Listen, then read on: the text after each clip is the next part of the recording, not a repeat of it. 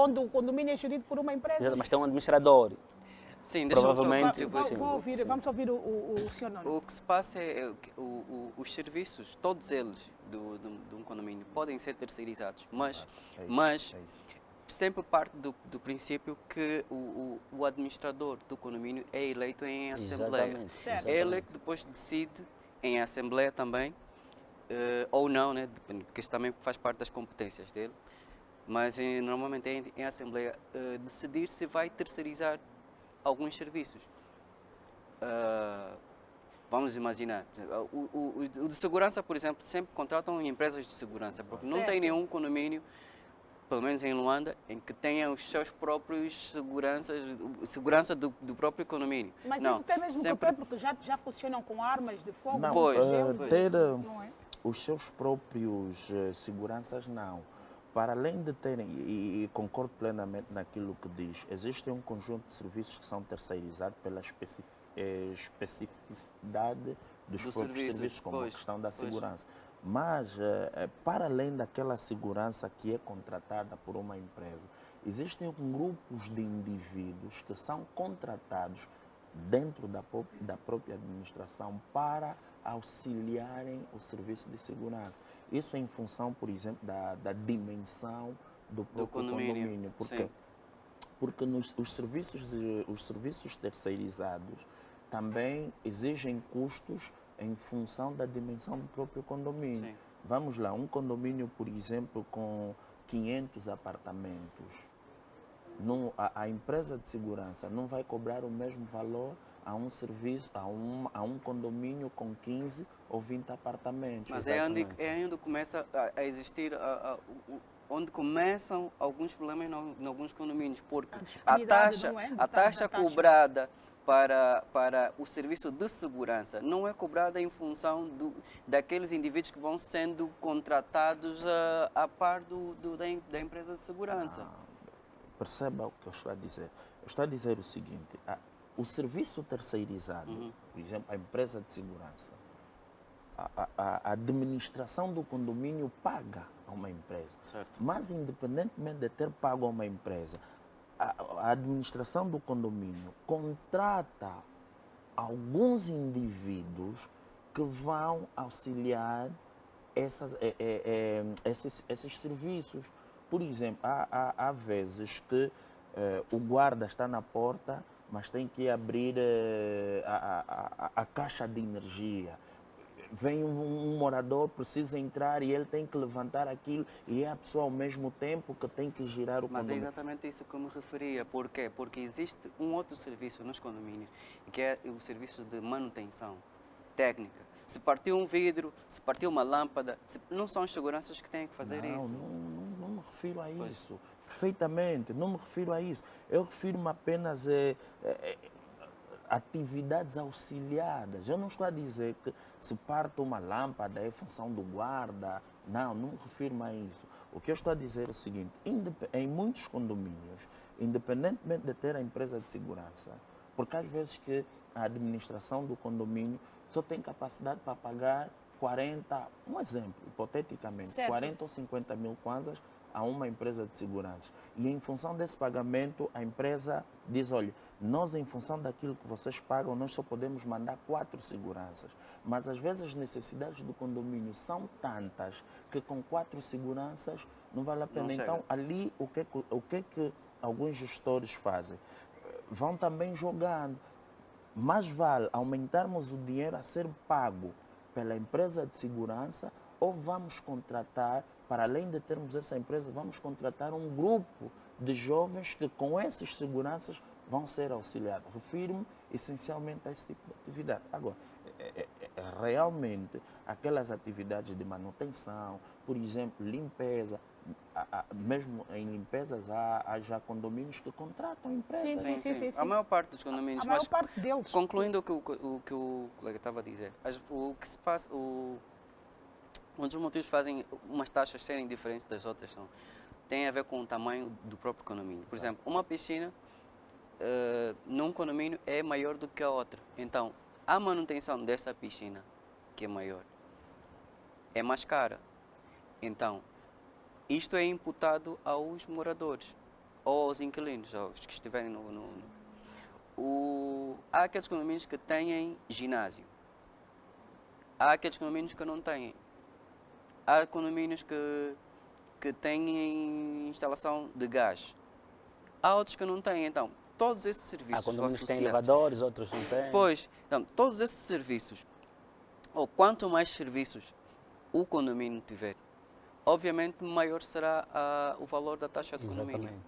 E depois também depende da qualidade do serviço prestado, porque as empresas não são todas as mesmas. Exatamente. Existem empresas de segurança que cobram um pouco mais barato, outras nem tanto.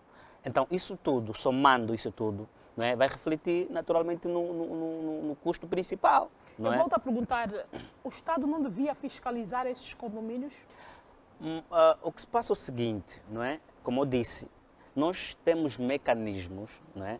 Em Angola existem leis, não é? Existe mecanismo para que, quando as pessoas se sentirem lesadas, não é? Dirigirem-se às instituições competentes. Nós temos os tribunais, não é? Existem situações, por exemplo, que nós falamos da gestão danosa, não é? Se os condôminos verificarem que o administrador está a gerir o condomínio de forma dolosa, não é? Ou, sei lá, está a tirar dividendos que não prevê, porque até a lei prevê que o administrador também pode ter um salário. Certo. Não é? Se ele tira mais do que o salário, não é? Ou seja, existe um enriquecimento ilícito, existe mecanismo para essas pessoas abrirem um processo no tribunal. O condomínio Não é? pode ir pedir contas, no entanto, à administração ou quem gera o condomínio, em relação àquilo que está a pagar, por exemplo. Quero saber quanto é que eu estou a pagar de água, de luz, do lixo, a taxa da zona verde, a harmonização. Isso é em si. obrigatório, Em princípio, isso é obrigação De maneira de todas as... a estar consciente Exatamente. dessas taxas tão altas que... Mesmo até os salários- De mesmo- 500 mil quantas, por exemplo. Exatamente. Mas O isso- salário dos guardas, Mesmo por até os exemplo, salários dos funcionários todos, Exatamente. do condomínio, os seguranças, Sim, as senhoras da limpeza, da manutenção, tudo isso deve ser estipulado para uma uma gestão transparente. Sim, muito transparente. Isso Tem que haver recai essa... naquilo que nós chamamos de prestação de conta, para facilitar também o processo da auditoria. Certo. Isso recai Exatamente. nessas questões. Mas dizer o seguinte, existem condomínios, e eu penso que é importante esclarecermos aqui algumas questões. Existem condomínios que, para além do cidadão ou do condômino pagar a taxa de condomínio, ele paga água, luz, gás à parte, independentemente dos 50, dos 10, dos 15 ou 20 mil que ele paga na administração do condomínio. Na taxa fixa. Da taxa fixa. Água, luz, gás e um conjunto de serviços são individualizados. Não têm absolutamente nada a ver com o pagamento da taxa de condomínio. Só que aqui há um contrassenso, é que muitas vezes, quando os moradores não pagam essa taxa, lhes é cortada a água E a ou luz, obrigando assim o morador. Aí vai a seguinte O questão. grande problema é O esse. morador, se quiser ir, por exemplo, ter estes serviços da parte de fora, por exemplo, pagar ela a luz numa outra companhia, pagar a água numa outra companhia, apartar-se de guarda, pode requerer esse serviço uma vez que este tenha, por exemplo, comprado a sua casa? Não, mas o que se passa é o seguinte, quando nós falamos das taxas que se cobram nos condomínios, nós estamos a falar daqueles independentemente custos... da taxa fixa. Exatamente, mas nós estamos a falar dos custos comuns. Ou seja, existem custos, não é, que são individualizados, que são exclusivos do morador. Não é? Existem condomínios, como o Ilustre fez referência, que a luz paga-se à parte, a água paga-se à parte, não é? E há condomínios que paga-se tudo em conjunto, não é? Então, se a luz paga-se à parte, o administrador ou a administração do condomínio não pode cobrar luz. Se não pode cobrar luz, não é? Por exemplo, se o condômino não pagou uma prestação, vamos imaginar, relativa ao salário dos guardas, não é? Quer dizer, a administração não pode cortar a luz do morador. Mas acontece. Não, mas É se acontece, acontece. se Mas eu acho acontece, que- estamos exatamente, né, no que nós dissemos, na questão da responsabilização dessas pessoas.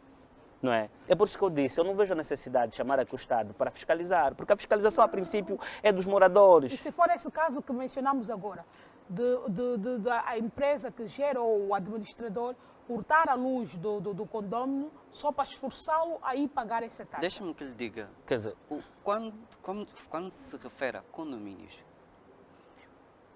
na construção do condomínio, já alguns contratos são feitos com a ENDE ou com a EPAL, no fornecimento desses serviços geral para o condomínio, não particularizando como é nos bairros, como é fora de condomínios. Fora de condomínios, se eu não pagar a energia, a ENDE vem e corta a energia, eu posso puxar puxar o gato. Sim, mas em condomínios não se registra isso porque há um não, contrato. permita só. O Ilustra aqui disse que há condomínios que...